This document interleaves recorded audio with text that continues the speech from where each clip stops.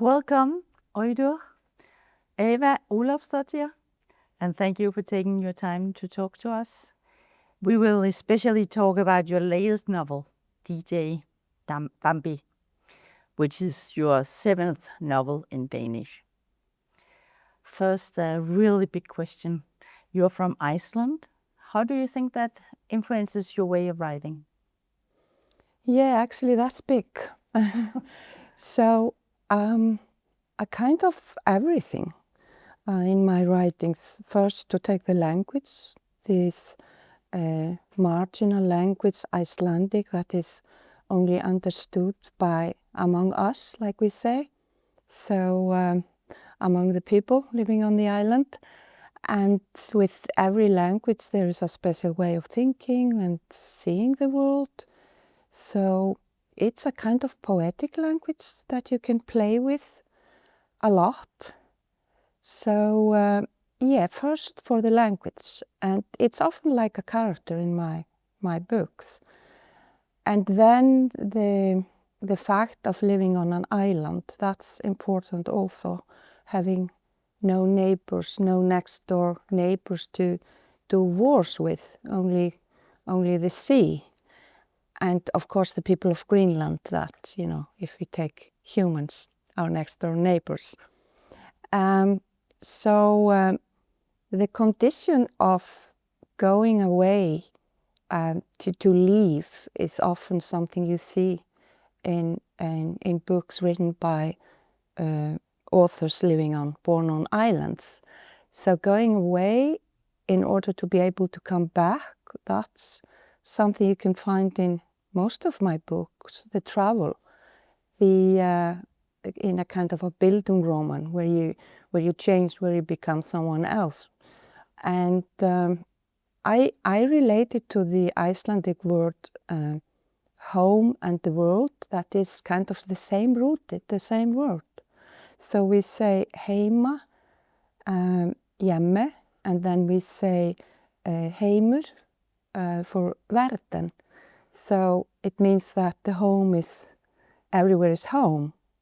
The home is where we are all born somewhere, and then we might end up in some other place.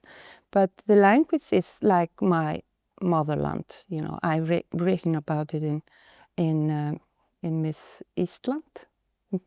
So yeah, you can find this island where nothing grows in, like Sticklingen and Eden, and this black island, treeless island.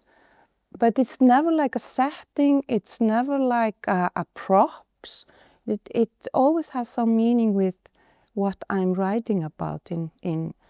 It's not just like a neutral background to do beautiful. It's more like the weather. The weather is chaotic, it's unpredictable, it's changing all the time. And it's a bit like writing, you know. You have to have unexpected twists and turning and take the reader by their hand, but also to surprise them. There's also something about the tone, isn't there, and your humor? Yeah, we have this strange sense of humor, a kind of mixture of overstatement and understatement. It can be a bit black, self-ironic. I think it's like our survivor kit during the centuries. And actually we were used to be so poor that we only had storytelling. We didn't have any palaces like you, or we didn't have any other kinds of arts, because, you know, obviously storytelling and writing is the cheapest art. You only need imagination, and yeah, that's all. Your newest novel, DJ Bambi, is about a 61-year-old transgender woman, Bambi, who is waiting for surgery to give her a body she can feel more at home in. What gave you the idea to write about her? Yeah, obviously trans people have always existed. They're in all societies at any times, and they will always exist. The Indians called them people of two spirits, and they were highly estimated. They had this vision into two worlds. So there are so many things. I don't know where to start. That I did find interesting in this subject. But there has to be something about us humans, about human nature in every book. So for instance, in Auður, a book about suffering, this male character, a kind of archetype of Icelandic masculinity that could fix everything except himself. So a book about the question whether man is the only animal that cries or the only animal that laughs. And then in Dyreli, for instance, there's this question, man is the only animal that tells stories and writes poetry.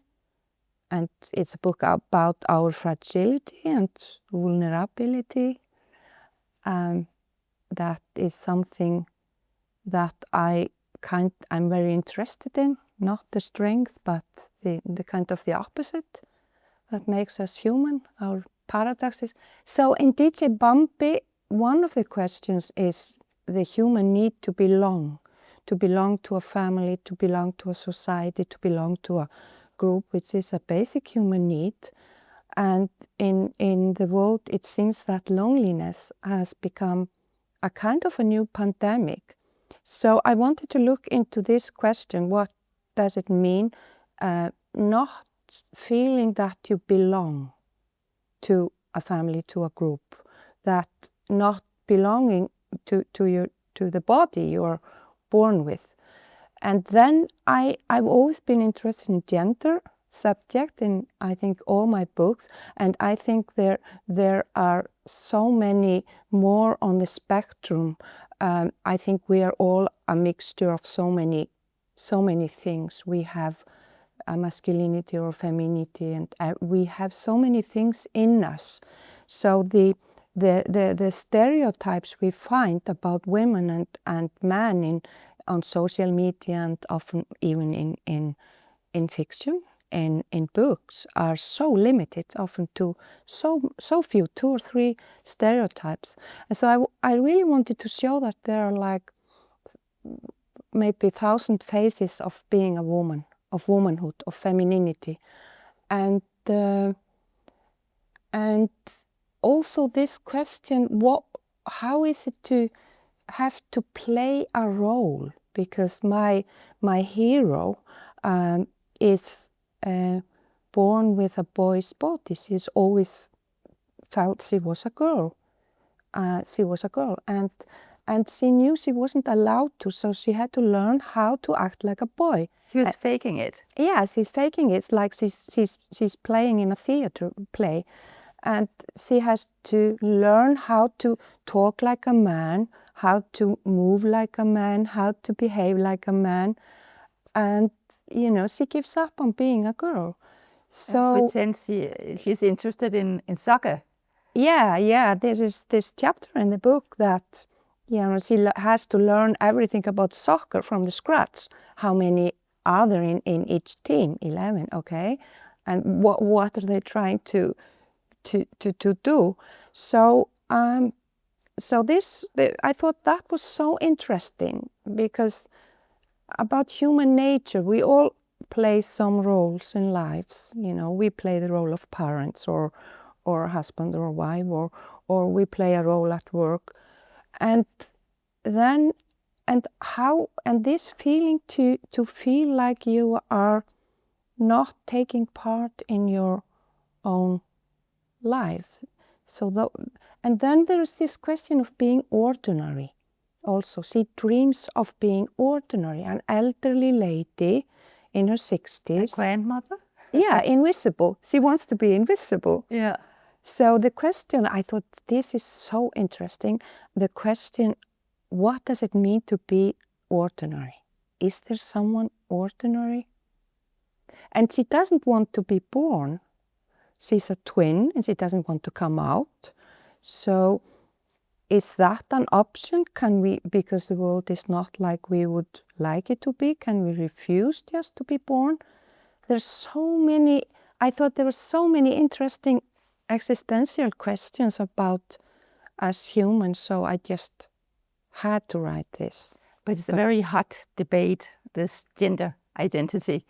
Did it take courage to start writing this novel? Well, it always takes courage to be a writer. I mean, you can't play on the safe side. Well, then you have to have something to say. You have to take risks. It's not worth it otherwise. I mean, being a writer is like standing on a cliff and throwing yourself into the void, into the emptiness. With every book, I take risks. But some would say, how can you write about this person? You haven't tried it yourself. Yeah. How do I have the right to write about a trans person without being a trans person? So I have never written actually autofiction. I have written about a carpenter without being a carpenter, a midwife without being a midwife. So it's about putting yourselves in the shoes of another person. And why shouldn't a serious writer, why shouldn't a trans person have the right to be a character in a book by Auður Ava? I also thought it that way. Why should they be excluded? So, I mean, I make her lovable, I make her likable, I can, well, we read and we write for the same reasons, to know how other people think, to put ourselves in the shoes of the others. So that has always been the goal of literature. I mean, if I would only write about myself, it would be so boring. It would be so limited. It would be not interesting. But there is an author with your name in the book. Yeah. What role does she play in the book? Yeah, there is this twin brother and an author, and it's not the first time that I include an author in my books. It's kind of telling the reader that they are reading a novel. So a novel is always a fake reality. It's a microcosmos with its own laws, and it makes sense,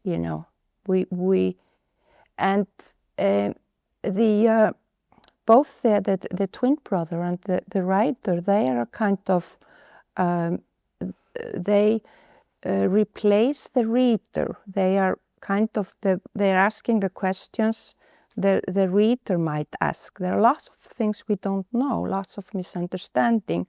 So the twin brother, in the beginning, he says something like, I didn't know you wanted to be a girl. I knew you were unhappy, but I didn't know you wanted to be a girl. And then that is not the question, and then he changes, and in the end he says, I didn't know you had always been a girl. So that's the way many readers, might, think of being trans. And, with the author, it's the time element that comes into the book, because it's really an important subject, undertext in the book. Obviously, I'm telling a story, but the time element comes in with being kind of reborn, starting from a new beginning, and then you have to live all the ages in a very short space of time, in a compact time. You become, you're kind of reborn as a girl, and then you become a teenage girl, and you're in your 20s and 30s and 40s. It's sort of I'm trying to show this compact time. But why does Bambi want this operation? So when she is so old, She says she wants to die like a woman. Yeah. Now it's obviously, I've never written, actually, I've written about my character have been like from seven months old and often in their 20s or 30s or 40s. So it's the oldest main character I've written about. And obviously it's time related in the sense that there is less time left than there is in the past. So memory counts more. And now the goal is not to die in the wrong body. She doesn't want that in her coffin there will be a male body. Bambi thinks a lot about how the hormones she's getting are slowly changing her in a more feminine direction. Among other things, she doesn't think she would have taken pictures of sunrises when she was a man. Do you think that female hormones have a big impact on how we women feel and experience the world? In the context of the book, yes. Yeah, because I make it that way. Of course, I'm playing with things like increased sensibility and you know, she cries much more when she starts taking female hormones. Yeah, I'm playing with that because, you know, researchers show that women think in long terms for the benefit of the society, for the whole. And men tend to think in shorter terms for economical benefit. So, yeah, I'm just, you know, if we would give some that have this syndrome of toxic masculinity, you know, the hardliners of the world, what would happen if they would start taking female hormones? Would they stop invading countries? Would they maybe have other priorities? So it's I'm using the topic to write a sort of an ode to femininity, to womanhood, to look into it. What does it mean? What has it actually meant to be a woman? So there are small chapters like this about tears. It's my hero is a biochemist, so she's a specialist in the smallest parts of the human body, the cells.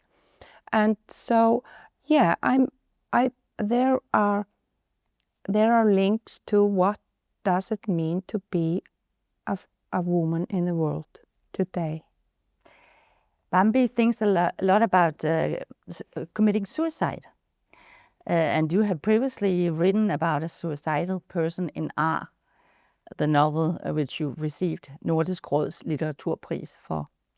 What is it about these people in deep crisis that attracts you? Yeah, I'm actually working on my 10th novel. I think, like you say, there are suicidal thoughts in 2 of them. So in both books, it's kind of linked to new beginnings, to being into crisis, being lost, and but they don't actually kill themselves. It's all about survival. It's about my books are, so many of them, about the survival instinct, how to survive.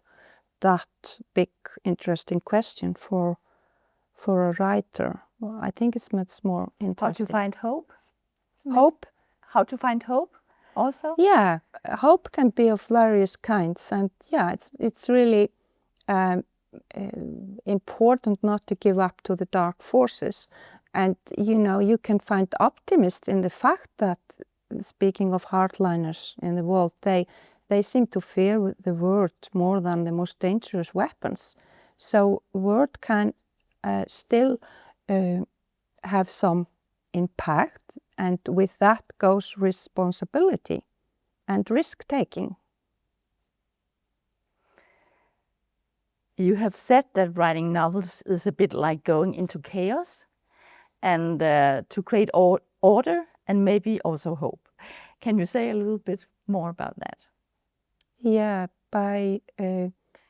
kind of like I said, the Icelandic weather being chaotic, unpredictable. It's like life. It can't be a metaphor for life. And what a writer does is to organize this chaos and to try to give it a meaning. So you write to understand, to try to understand.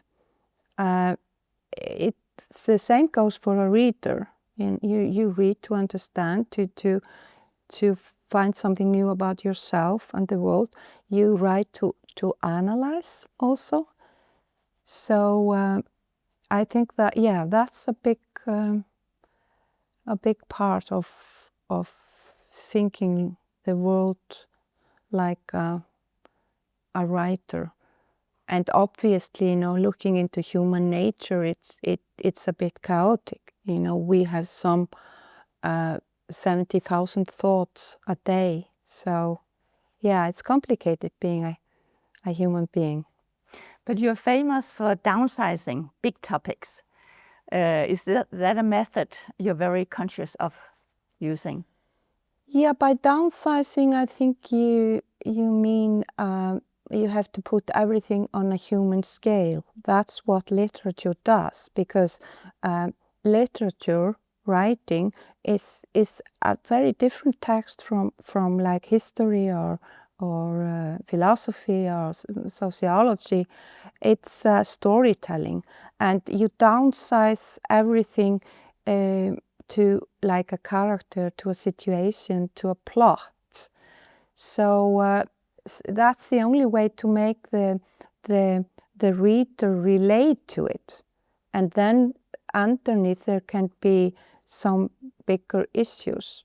I think it's really difficult to be a contemporary writer and ignore what's going on in nature or climate or the climate crisis, or being an Icelandic writer and witnessing, the melting of the glaciers and looking at them disappear. The biggest reservoir of fresh water, the big stock. You wrote about that in Eden. Yeah. Your novel Eden. Yeah, I wrote about it in Eden, among other things, what we are losing, like, languages and nature. And one thing because you asked about how Iceland had an impact on my writings, you learn from a very early age that nature has the last word. That even if man needs nature, nature doesn't need man. Thank you, Auður, for talking to us about your beautiful novel. Thank you.